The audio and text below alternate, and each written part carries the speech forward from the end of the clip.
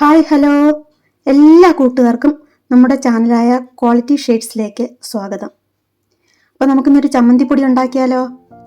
ഈ ചമ്മന്തിപ്പൊടിക്ക് വേറൊരു പേരൂടെ ഉണ്ട് കേട്ടോ, വേപ്പിലക്കട്ടി. ചില സ്ഥലങ്ങളിൽ അങ്ങനെയാണ് പറയുന്നത്. കറിവേപ്പില അധികം ചേർക്കുന്നുണ്ടേ അങ്ങനെ വേപ്പിലക്കട്ടി എന്ന് പേര് വന്നേ. അപ്പം നമുക്കിന്നത് ഉണ്ടാക്കാം. അതിനായിട്ട് ഞാൻ 2 തേങ്ങ തിരുമ്മി വെച്ചിട്ടുണ്ട് കേട്ടോ. ഒരേ വലിപ്പത്തിൽ തേങ്ങ തിരുമ്മി എടുക്കാൻ ശ്രമിക്കണേ.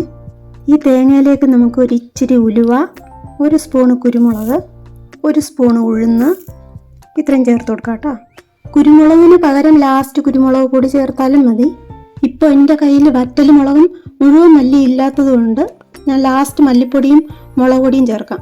തേങ്ങ നന്നായിട്ട് നമുക്ക് മൂപ്പിച്ചെടുക്കാം കേട്ടോ. ഡാർക്ക് ബ്രൗൺ കളർ ആവുന്നവരെ നമുക്കിത് ഇളക്കി കൊടുക്കണം.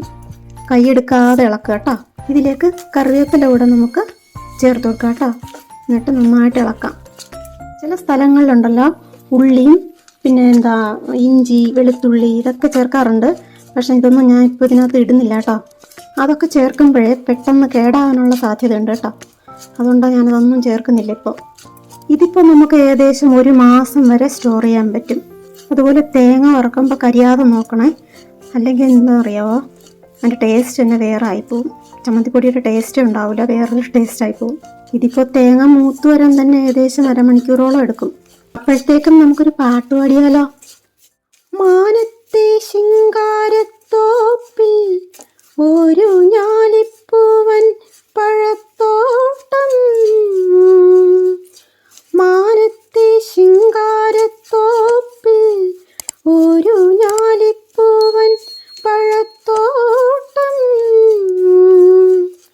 കാലത്തും വൈകിട്ടും കൂമ്പാളത്തേനുണ്ണാൻ ആ വാഴത്തോട്ടത്തിൽ നീയും പോരുന്നു.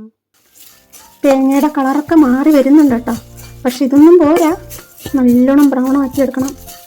ഇതിപ്പോൾ വേറൊരു കറി ഇല്ലെങ്കിൽ തന്നെയും നമുക്ക് ഈ ചമ്മന്തിപ്പൊടിയൊക്കെ ഉണ്ടാക്കി വെച്ചാലുണ്ടല്ലോ, ദോശയ്ക്കും ഇഡലിക്കും ചോറിനും ഒക്കെ എടുക്കാമല്ലോ. തേങ്ങ ഇപ്പം നല്ലോണം മൂത്ത് വന്നിട്ടുണ്ട്. നമുക്കിനി ഇതിലേക്ക് മുളക് പൊടിയും മല്ലിപ്പൊടിയൊക്കെ ചേർക്കാം കേട്ടോ. 2 സ്പൂൺ മുളക് പൊടി ചേർക്കാവേ, 1 സ്പൂണ് മല്ലിപ്പൊടിയും. ഇനി ഇതെല്ലാം കൂടെ നല്ലോണം ഇളക്കി കൊടുക്കാം. നല്ല ഡാർക്ക് ബ്രൗൺ കളറാവുന്നവരെ നമുക്ക് ഇളക്കി കൊടുക്കാം കേട്ടോ. തേങ്ങ നല്ലോണം മൂത്ത് വന്നിട്ടുണ്ട് കേട്ടോ. നമുക്കിനി ഇതിലേക്ക് കുറച്ച് ഉപ്പിട്ട് കൊടുക്കാവേ. എന്നിട്ട് ഇതിലേക്ക് ഒരു നെല്ലിക്ക വലിപ്പത്തിൽ ഇത്രയും പുളി കൂടെ ചേർത്ത് കൊടുക്കാം കേട്ടോ. എന്നിട്ട് ഇതെല്ലാം കൂടെ ഒന്നുകൂടെ നമുക്ക് മിക്സ് ചെയ്തെടുക്കാം. ഇനി സ്റ്റൗ ഓഫ് ചെയ്തിട്ട് നമുക്കിത് തണുക്കാൻ വെക്കാം. തണുത്തിട്ടുണ്ടേ, നമുക്കിത് മിക്സിയുടെ ജാറിലിട്ട് പൊടിച്ചിട്ട് വരാം. ഇതേ പൊടിച്ചു കൊണ്ടുവന്നിട്ടുണ്ടേ. അങ്ങനെ നമ്മുടെ ചമ്മന്തിപ്പൊടി റെഡി. ഇച്ചിരി മുമ്പ് ഞാനൊരു പാട്ട് പാടിയില്ലായിരുന്നോ? ആ പാട്ടിൻ്റെ ഫസ്റ്റ് ലൈൻ അറിയുന്നവരൊന്ന് കമൻറ്റ് ചെയ്യണം കേട്ടോ. അതുപോലെ ഈ വീഡിയോ എല്ലാവർക്കും ഇഷ്ടപ്പെട്ടിട്ടുണ്ടെങ്കിൽ ലൈക്ക് ചെയ്യുക, ഷെയർ ചെയ്യുക, സബ്സ്ക്രൈബ് ചെയ്യുക. ഓക്കെ, അപ്പോൾ നെക്സ്റ്റ് വീഡിയോ ആയിട്ട് കാണുന്നവരെ okay, tata, bye bye, see U.